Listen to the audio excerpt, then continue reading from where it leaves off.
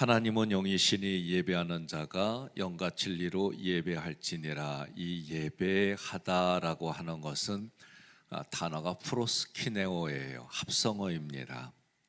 그래서 이 합성어는 무엇을 향하여라고 하는 프로스와 그리고 키네오 입을 맞추다 이런 단어에 누구를 향하여 입을 맞추다라는 거예요. 그러면 이 프로스키네오는 번역된 걸 보면 예배하다, 절하다, 경의를 표하다 이렇게 돼 있어요. 그러면 근본적인 이 정신은 뭐냐? 그것은 나는 아무것도 아닌 존재인데 나와 함께 한 것이 감사하다. 그런 근본적인 뜻이 있어요.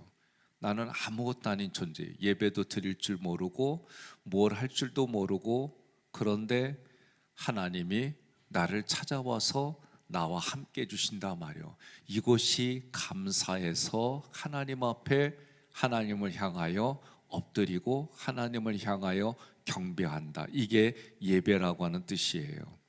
그래서 예배는 다른 말로 말하면 내가 표현할 수 있는 최고의 가치를 드리는 거예요. 이게 예배입니다. 예배가 이제 의식이 되면서 겉으로 볼 때에 성가대 그리고 악기 그리고 우리가 어떤 형식을 갖추는 일들도 점점 커졌어요.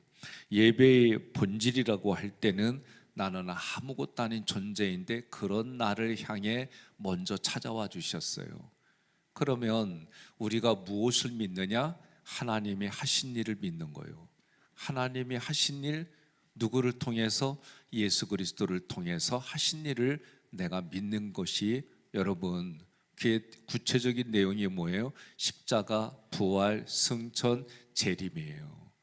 이것이 매 예배 때마다 여러분과 저는 기억하고 이것이 깨달아지고 그런 마음을 가지고 행했더니 나에게 이런 일이 일어났습니다. 이게 고백입니다. 그러면 이러한 예배에 대해서 예수님이 마태복음 9장 13절 함께 봉독합니다. 마태복음 9장 13절, 너희는 가서 내가 긍휼을 원하고 제사를 원하지 아니하라 하신 뜻이 무엇인지 배우라. 나는 의인을 부르러 온 것이 아니요 죄인을 부르러 왔노라 하시니라. 아멘. 긍휼은 불쌍히 여기는 거예요. 그러니까 하나님이 나를 불쌍히 여겼어요. 그래서 그 긍휼의 마음을 가진다는 게 뭐냐면, 이 당시에는 제물을 하나님께 드렸어요. 하나님께 제물을 드렸는데 그 제물을 죽일 때마다, 동물이잖아요. 작게는 비둘기도, 또 중간은 양과 염소, 크게는 소, 송아지, 이렇게 제물을 드릴 때에 어떤 마음을 가져야 돼요? 내가 죄졌어. 죄의 대가로 비둘기 죽이면 되지 뭐. 내가 죄졌어. 양과 염소를 드리면 되지. 야, 내가 요걸 하고 싶어. 요건 죄 짓는 거. 그러면 요 대가는 요거 치르면 되지. 이런 일들이 너무 많았어요. 그런데 동물을 죽일 때마다 어떤 마음이에요? 나 때문에 대신 죽는구나. 불쌍한 마음을 갖는 거예요. 이 생명값이 얼마나 소중하냐? 야, 오늘도 나 때문에 아세살 염소에 대해 나의 죄를 전가할 때도 나 때문에 방황하고 나 때문에 저 들판에서 들짐승에게 잡아먹, 이런 불쌍한 마음을 가져야 되는 거예요. 그런데도 이 당시에는 그냥 동물을 죽이는 것이 내가 이 정도는 요 정도 동물을 바치면 되지, 이런 마음이 아니라는 거예요.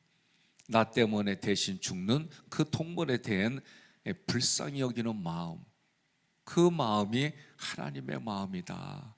하나님이 그런 나를 위해서 찾아와 주신 거예요. 그래서 성경은 강조하는 게 뭐냐? 사람들은 신을 찾아서 방방곡곡으로 돌아다녀요. 그리고 우리나라의 금수강산 좋은 데 보면은 무속신앙들이 벌써 와 있어요. 세상의 종교는 사람이 신을 찾아가는 거예요. 그런데 창세기부터 요한계시록까지 하나님이 나를 찾아와셨어요.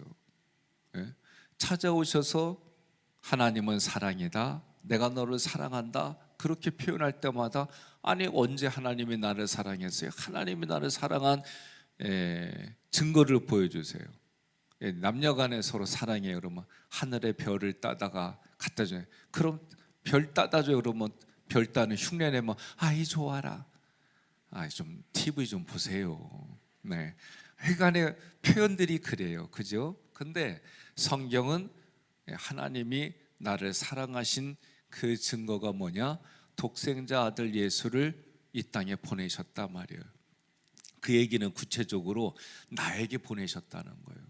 나에게 보내셔서 어떻게 먼저 십자가에서 나의 죄를 대신 사해 주셨어요.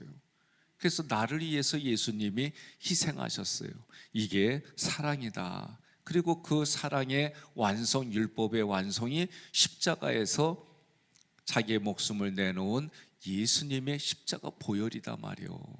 그런데 그렇게 죽은 것으로 끝난 게 아니라 우리들에게 첫 열매로 예수님이 부활하셨다. 그러니 부활하셨다는 것은 다른 말로 말하면 우리 신앙에 승리하게 해주신 거예요. 승리했을 뿐만 아니라 존귀 여기는 것, 그게 승천입니다. 하나님 보호자 우편 존귀한 자리를 위해서, 우리도 그 자리를 위해서 우리의 거처를 준비해 주셨단 말이에요. 이런 부분들이 예배를 통해 고백이 되어지고, 또 그 고백이 되어진 것을 통해 또 다른 사람들이 그런 영향력을 받고, 그게 예배라는 거예요. 그래서 예배는 어떤 마음으로 드려야 되느냐? 긍휼을 원한다 말이에요. 긍휼의 마음으로 드리는 거예요. 그러나 많은 사람들이 이 예배를 어떻게 해요? 외형적으로만 얘기를 해요. 여러분들도 예배 안 드리면 뭔가 찝찝해, 예배를 안 드리면 뭔가 두려워, 그런 마음이 아니라 하나님 앞에 나는 아무런 것도 아닌데 그런 나를 위해서 하나님이 나를 찾아와 주셨어. 그래서 그분 앞에 내가 예배를 최고의 표현으로 드려야지. 관람이 아니에요. 예배는 드리는 거예요. 예배를 드리는 거예요. 하나님이 나에게 말씀하세요. 그러면 나는 반응을 보이는 거예요. 그것이 예배의 말씀을 통해 불러주시고 선포하고 거기에 반응으로 찬양하고, 하나님이 또 말씀하시면 거기에 내가 기도드리고 반응하고, 이렇게 하나님은 먼저 행하시고 그리고 우리는 반응하고, 그런 구조가 예배의 구조예요. 예배는 먼저 우상 숭배 요소를 버려야 돼요. 우상 숭배 요소라는 건 뭐냐? 내가 하나님을 버린 거예요. 그러니까 예배는 초지일간 성삼일체 하나님께 초점을 맞추는 거예요. 이 새벽에 여러분이 나오실 때도 하나님께 초점을 맞추는 거예요. 그 초점을 맞추고 드리는 겁니다. 예수님이 성전에 들어가셔서 뭐라고 그래요? 내 집은 만민이 기도하는 집인데 강도의 소굴로 만들었다 말이에요. 강도의 소굴이라고 하는 것은 하나님 앞에 기도하고 하나님 앞에 나의 모든 걸 드리고 이런 모습이 아니라 자기 자신의 필요에 의해서 그 자리에 있는 거예요. 그러니까 예배의 외형적인 거, 재물을, 그리고 거기에 필요한 여러 가지 물건들을 준비해서 어떻게 보면은 우리의 우리가 예배드리는데 필요한 것들을 흠이 없는 것으로 만들어 주려고 그렇게 준비는 했어요. 좋은 모습이에요. 필요는 해요. 그런데 하나님께 우선 드리는 그것은 사라지고 사람의 필요가 다 차진 거예요. 이게 우상 요소다 말하는 거예요. 이런 것을 버리고 내가 자각하는 거예요. 그 자각은 뭐예요? 아무것도 아닌 존재인데, 아무것도 아닌 존재인데 하나님이 그런 나를 찾아와 주셨어. 이게 감사가 되는 거예요. 그러니까 여러분과 저는 예배를 드리려고 할 때마다 늘 생각이 뭐예요? 나는 아무것도 아닌 존재인데 말이에요. 그런 나를 찾아와 주셔서 하나님께 예배 드리는 자로 만들어 주셨단 말이에요. 그러니까 여러분, 목회자도 마찬가지예요. 내가 예배를 드리기 전에 나를 자신을 위해서 하나님 앞에 예배 드리는 게 필요한 거예요. 여러분들이 예배를 석장님이나 부속장님이 속회 예배 때 그러잖아요. 그러면 자기 자신을 위해서 먼저 하나님 앞에 예배 드리는 거예요. 그리고 나서 다른 사람들과 함께 예배 드리는 집례하고 이끌어가기 위해서 그때 또 예배를 드리는 거예요. 내가 하나님을 알고 섬기는 자로 하나님을 예배하는 거예요. 예, 내가 하나님을 아는 거예요. 알아지는 거예요. 깨달아지는 거예요. 여러분들이 소중한 사람 만날 때 어떻게 해요? 준비하잖아요. 그리고 그 소중한 사람한테 내가 준비한 만큼 그것을 보여주고 나타내주고 그 의미를 서로 깨닫게 해주고 그러잖아요. 하나님 앞에 내가 하나님을 예배하는데 가장 중요한 게 이거예요. 여러 번 반복해도 나는 아무것도 아닌 존재인데 그런 나를 찾아와 주시고 그런 나에게 다시 하나님을 예배하게 하는구나, 그런 거예요. 그래서 여러분들이 행위에 집중하면 안 돼요.